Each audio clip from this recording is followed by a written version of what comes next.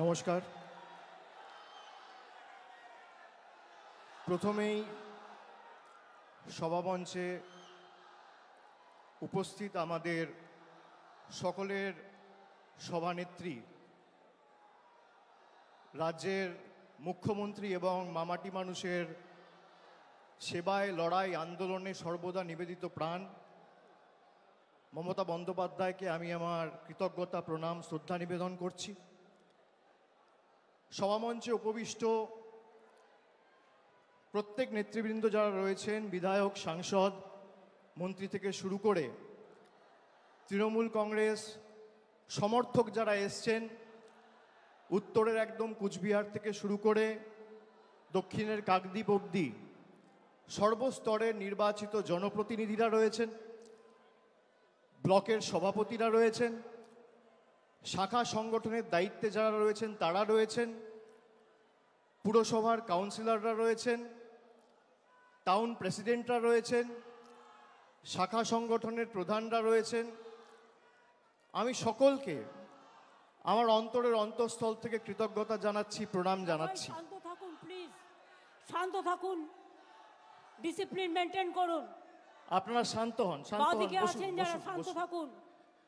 আমি প্রত্যেককে আমার শ্রদ্ধা, কৃতজ্ঞতা, প্রণাম জানাচ্ছি। অনেক দিন পর আপনাদের সকলের সাথে দেখা হলো। দুর্গাপুজোর পরে, কালী পুজোর পরে উৎসবের মরশুম কেটে গেছে, নতুন বছর পড়েছে। আপনাদের মধ্যে অনেকের সাথেই আমার দেখা হয়নি। আজকে আপনারা এই দলের সর্বস্তরের যে কর্মী সভা, এই কর্মী সভায় উপস্থিত হয়ে আমাদের কথা শোনার জন্য এসছেন এবং সর্বোপরি আমাদের নেত্রী মমতা বন্দ্যোপাধ্যায়ের নির্দেশ মননে গ্রহণ করে বাস্তবে রূপায়ণ করার জন্য আপনারা অনেক দূর দূরান্ত থেকে এসে পৌঁছেছেন। কিছু নেতাকর্মীদের সাথে আমার হয়তো হোয়াটসঅ্যাপে বা মেসেজে শুভেচ্ছা বিনিময় হয়েছে, শুভ বিজয়ার, নতুন বছরের, দীপাবলির, কিন্তু এই প্রথম আপনাদের সাথে পুজোর পরে, উৎসবের পরে দেখা হলো। আমি সকলকে নতুন বছরের শুভেচ্ছা জানাচ্ছি এবং গতকাল শিবরাত্রি গেছে, শিবরাত্রির সবাইকে আমি শুভেচ্ছা, অভিনন্দন এবং প্রণাম জানাচ্ছি।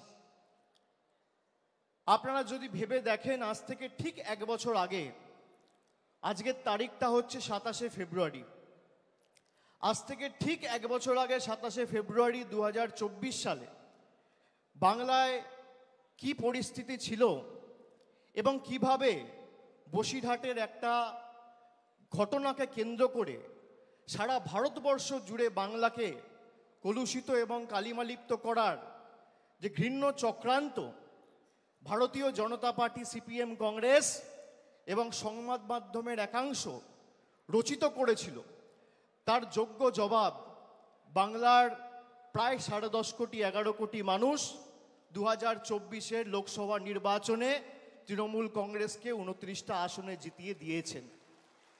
বিজেপির 18টা আসন ছিল। অহংকারের কারণে, বাংলার মানুষকে বঞ্চিত করার কারণে, লাঞ্ছিত করার কারণে, নিপীড়িত, অত্যাচারিত, শোষিত করার কারণে 18 থেকে তারা 12-এ নেমে এসছে। তারপরেও তাদের শিক্ষা হয়নি। এখনো পর্যন্ত গরিব মানুষের টাকা বন্ধ।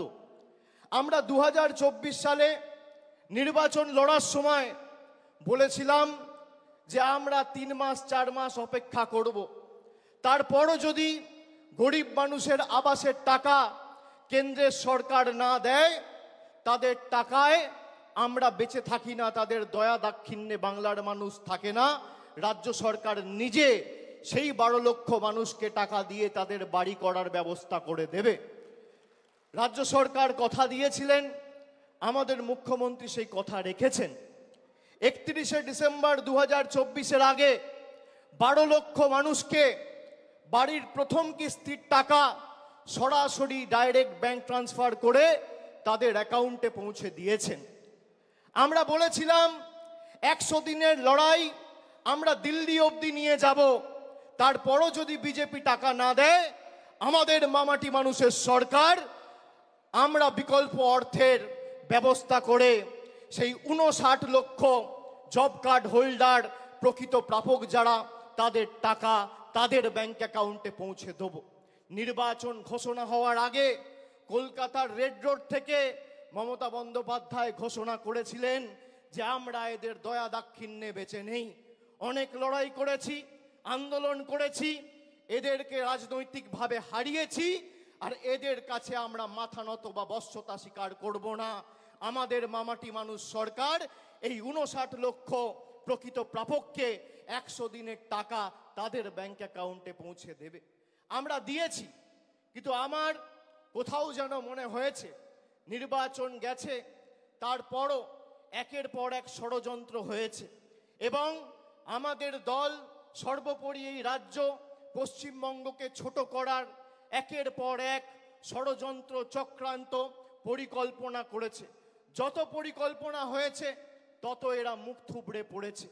আপনারা দেখেছিলেন সন্দেশখালী থেকে শুরু করে আরজিকর থেকে শুরু করে কিভাবে পশ্চিমবঙ্গকে সারা দেশের কাছে এরা ছোট করেছিল। এদের গায়ে জ্বালা কি যে বাংলার মানুষকে এরা ভুল বোঝাতে পারেনি। এরা বাংলাকে গুজরাট, উত্তরপ্রদেশ, মধ্যপ্রদেশ করতে পারেনি। যতদিন আমরা আছি তৃণমূল কংগ্রেসের লক্ষ লক্ষ কোটি কোটি কর্মী সমর্থকরা আছে, আমরা বুকের রক্ত দিয়ে বাংলাকে আগলে রাখবো। বিজেপির কাছে সব থাকতে পারে, ইডি আছে, সিবিআই আছে, বিচার ব্যবস্থার একাংশ আছে, সংবাদ মাধ্যম আছে, লক্ষ লক্ষ কোটি কোটি টাকা আছে, ইলেকশন কমিশন আছে, ইনকাম ট্যাক্স আছে, কিন্তু তৃণমূল কংগ্রেসের মতো বুকের রক্ত দিয়ে দলকে আগলে রাখার মতো একটা কর্মী এরা 10 বছরে তৈরি করতে পারেনি। এটাই আমাদের আর তাদের মধ্যে পার্থক্য। ইতিমধ্যেই আপনারা দেখেছেন ভোটার লিস্টের কাজ হয়েছে নভেম্বর ডিসেম্বর মাসে। আমি এমএলএ সহ ব্লকের সভাপতি যারা আছে তাদেরকে বলবো কোথাও আমাদের কাজে যেন কোনো রকম শিথিলতা না আসে। তার কারণ বিজেপি যে করে হোক কিভাবে বাংলাকে কলুষিত করেছে আপনারা বিগত দিনে দেখেছেন। আগামী 26-এর লড়াইয়ের জন্য আমাদের প্রস্তুত থাকতে হবে। আমরা যতবার লড়েছি এদেরকে গোহারা হারিয়েছি। আমাদের লক্ষ্য, মমতা বন্দ্যোপাধ্যায় গত মাসে বিধানসভা থেকে বলেছে 2/3 বেশি আসন নিয়ে তৃণমূল ক্ষমতায় আসবে। 2/3 মানে 195 বা 196টা আসন। আমি আপনাদের বলবো আমরা 214টা আসন 2021-এ পেয়েছিলাম। সেই লক্ষ্য অবিচল থেকে আমাদের সেই মাপকাঠি পেরিয়ে 215-র বেশি আসন নিয়ে চতুর্থবার যাতে বাংলার মুখ্যমন্ত্রী মমতা বন্দ্যোপাধ্যায় হয় সেটা আমাদের সকলকে সুনিশ্চিত করতে হবে। লড়াইয়ে 1 ছটাক জমি ছাড়া যাবে না। সর্বস্তরের কর্মী সমর্থক সবাইকে নিয়ে কাজে নামতে হবে। কে কবে ফোন করে নির্দেশ দেবে তারপর কাজ করব। নিজেরা যারা দলকে ভালোবাসেন মানুষের কাছে যান। 2024-এর লোকসভা নির্বাচনে আমি ডায়মন্ড হারবার থেকে আপনাদের বললে বিশ্বাস করবেন না, 7,10,000 ভোটে জেতার পর 3 মাস ঘুমাতে পারিনি। তার কারণ আমি এই ঋণ কিভাবে পরিশোধ করব, আমি এই ভালোবাসা কিভাবে পরিশোধ করব, আমি 3 মাস ঘুমাতে পারিনি। তারপর মানুষের কাছে সেবাশ্রয় নিয়ে গেছি। একটা এমএলএ, একটা ব্লক সভাপতি, একটা পঞ্চায়েতের মেম্বার, একটা কাউন্সিলর, মিউনিসিপ্যালিটির চেয়ারম্যান, ব্লকের সভাপতি, টাউনের প্রেসিডেন্ট নিজের কাছে ক্ষমতা কুক্ষিগত করে রাখলে হবে না। মানুষের কাছে মানুষের দাবি নিয়ে মমতা বন্দ্যোপাধ্যায়ের জনমুখী কর্মসূচি পৌঁছে দিতে হবে। এটাই আমাদের লক্ষ্য থাকা উচিত। আর আমি কর্মীদের বলবো এই দল মমতা বন্দ্যোপাধ্যায়ের আন্দোলন আর কর্মীদের ত্যাগ তিতিক্ষা কৃচ্ছ সাধনের মাধ্যমে আজকে বটবৃক্ষে তৃণমূল কংগ্রেস পরিণত হয়েছে। যারা বুথে বসে প্রাণ দিয়ে পোস্টার মারছেন, ব্যানার লাগাচ্ছেন, দেওয়াল লিখছেন, মিছিলে হাঁটছেন, তারাই তৃণমূল কংগ্রেসের আসল সম্পদ। আমি আপনাদের বলবো যতদিন আপনারা আছেন এই বিজেপির ষড়যন্ত্রের চক্রব্যূহ আমরা বিগত দিনে যেভাবে ভেঙে চূর্ণ বিচূর্ণ করেছি আগামী দিনেও ভেঙে চূর্ণ বিচূর্ণ করব। অনেকে সস্তায় খালি সংবাদ মাধ্যমে টিকে থাকবেন বলে দলের শৃঙ্খলা না মেনে অনেক কথা বলছেন, এগুলো করবেন না। যদি কেউ দলকে ভালোবাসেন সে কোনোদিন দলের শৃঙ্খলার বাইরে যাবে না। একটা কর্মী কোনোদিন দলের শৃঙ্খলার বাইরে যায় না। আমি এমএলএ, আমার কত ক্ষমতা, আমি দলের মুখপাত্র, আমার কত ক্ষমতা, আমি দলের সাংসদ, আমার কত ক্ষমতা, আমি টাউন চেয়ারম্যান, আমার কত ক্ষমতা দেখাতে গিয়ে আপনি দলকে ছোট করছেন। আর যারা এই কাজগুলো করেছে, একদিকে ভালো হয়েছে, তাদেরকে চিহ্নিত করা গেছে। বিগত দিনে যারা দলের সাথে বেইমানি করেছিল, মুকুল রায়, শুভেন্দু অধিকারী, এদেরকে চিহ্নিত করার কাজটা আমি করেছিলাম। আগামী দিনেও যদি কেউ দলের সাথে বেইমানি করে, এদের চিহ্নিত করে এদের লেজে গোবরে করে প্যাকেট করে বাংলা ছাড়া করার দায়িত্বটা আমি আমার কাঁধে তুলে নিলাম। বাজারে রটিয়ে দেওয়া হচ্ছে অভিষেক বন্দ্যোপাধ্যায় বিজেপিতে যাবে। আরে আমার গলা কেটে দিলে কাটা গলা থেকে মমতা ব্যানার্জি জিন্দাবাদ বেরোবে। আমি বেঈমান নই। বাজারে ছড়িয়ে দেওয়া হচ্ছে নতুন দল আসছে, বিজেপির হাতে কলকে আর তামাক খেয়ে কয়েকটা সংবাদ মাধ্যম আর দু চারটে সাংবাদিক এই কাজটা করছে। আমি তাদের নাম করে এই সবার পরিবেশ নষ্ট করব না। আর খবরে যা দেখবেন, আমি আপনাকে বলছি 100তে 100টাই মিথ্যে। কোনো খবরের কথায় বিশ্বাস করবেন না। কালকে খবরে দেখানো হয়েছে অভিষেক বন্দ্যোপাধ্যায়ের বিরুদ্ধে ইডি চার্জশিট দিয়েছে, সিবিআই চার্জশিট দিয়েছে। 28 পাতার চার্জশিট, দু জায়গায় খালি আমার নামটা লিখেছে। তাও অভিষেক বন্দ্যোপাধ্যায় কে, বাড়ি কোথায়, সাংসদ না বিধায়ক না পঞ্চায়েত প্রধান, কোথায় থাকে, কার ছেলে, কোনো পরিচয় নেই। বিজেপি নেতারা যেমন ভাববাচ্ছে কথা বলতো, ইডি সিবিআই এখন ভাববাচ্ছে কথা বলছে। এই ভয়টা দেখে আমার ভালো লেগেছে। খবরে যা বেরোয় 100তে 100টাই মিথ্যে, আমি আপনাকে বলছি। 12 লক্ষ মানুষকে বাড়ি দিয়েছে আমাদের সরকার। একদিন একটা খবর দেখেছেন?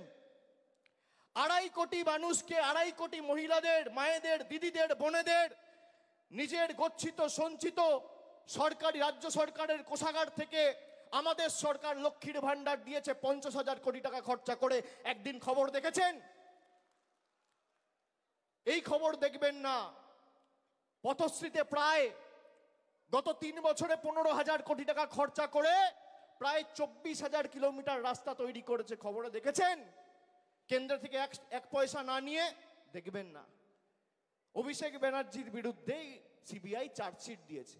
আরে আমি সকাল বিকেল কথা পাল্টাই না। 5 বছর আগে কোভিডের সময় 2020 সালে বলেছিলাম যে আমার বিরুদ্ধে যদি কোনো রকম কোনো প্রমাণ বা কোনোভাবে সিবিআই বা ইডি প্রমাণ করতে পারে বা তথ্য দিতে পারে আদালতে যে আমার প্রত্যক্ষ বা পরোক্ষ মদতে কোনো ভুল হয়েছে, কোনো দুর্নীতি হয়েছে, কেউ 10 পয়সা তুলেছে, আপনাকে চার্জশিট দিতে হবে না, সামান দিয়ে আমায় ডাকতে হবে না, ফাঁসির মঞ্চ করুন, গিয়ে মৃত্যুবরণ করব।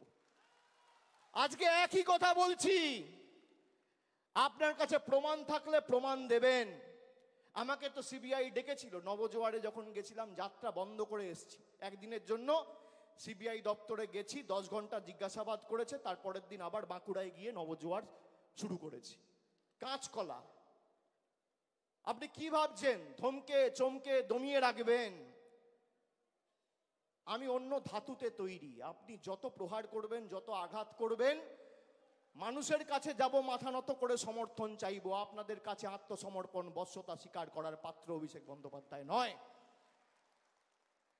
আমরা সবাই এসছি আমাদের নেত্রীর কাছ থেকে তার নির্দেশ নিয়ে আগামী দিন এলাকায় ফিরে গিয়ে কাজ শুরু করার লক্ষ্যে। খুব সম্ভবত 3 তারিখ থেকে উচ্চ মাধ্যমিক পরীক্ষা রয়েছে। উচ্চ মাধ্যমিক শেষ হওয়ার পরে আমাদের হাতে বেশি সময় নেই। অনেকে ভাবছেন 1 বছর সময় রয়েছে এখনো, তারপর নির্বাচন হবে। এক বছরের মধ্যে 2 মাস 3 মাস বর্ষা রয়েছে, তার মধ্যে 15 দিন পরীক্ষা রয়েছে, 2 মাস কালী পুজো, দুর্গা পুজো, দেখতে গেলে হাতে 4-5 মাসের বেশি সময় নেই। এখন থেকে মাঠে নামুন, রাস্তায় থাকুন, অতন্দ্র প্রহরীর মতো বাংলাকে আগলে রাখুন। যেখানে দরকার হবে আপনারা যে পাড়ায় যেতে বলবেন, যে বুথে ঢুকতে বলবেন, আগামী দিনে আমি যাব, কথা দিয়ে যাচ্ছি। কিন্তু লড়াইটা নিজের কাঁধে তুলে নিয়ে 214 থেকে একটা আসন হলেও আমাদের বাড়াতে হবে। 2026-এ আমাদের লক্ষ্য যে কটা আবর্জনা বিজেপির, ওই 70-75টা তো জিতেছিল, তার মধ্যে 10 জন চলেই এসছে, আর নির্বাচন হয়েছে সেখানেও তৃণমূল কংগ্রেস জিতেছে। নির্বাচন যখনই হয়েছে, যারা বিজেপি থেকে এসে তৃণমূলের প্রার্থী হয়ে নির্বাচনে দাঁড়িয়েছে, মানুষ তাদের দুহাত তুলে সমর্থন করেছে। আমি আপনাদের অনুরোধ করব, 1 বছর আগামী সবকিছু ভুলে গিয়ে, নিজেদের মধ্যে ভেদাভেদ ভুলে গিয়ে, মানুষের কাছে ঐক্যবদ্ধ হয়ে, মানুষের কাছে গিয়ে সরকারের যে জনমুখী প্রকল্প এবং জনসংযোগ আরো আগামী দিন কিভাবে নিবিড় করে তোলা যায় সেই দিকে নজর দিন। ষড়যন্ত্র করে কোনো লাভ নেই। যারা হোয়াটসঅ্যাপ গ্রুপে রাজনীতি করতে চান, এসব করে কোনো লাভ নেই। মানুষের পাশে দাঁড়িয়ে মানুষের জন্য কাজ করতে হবে। আর যারা চক্রান্ত করবেন তারাই আক্রান্ত হবেন।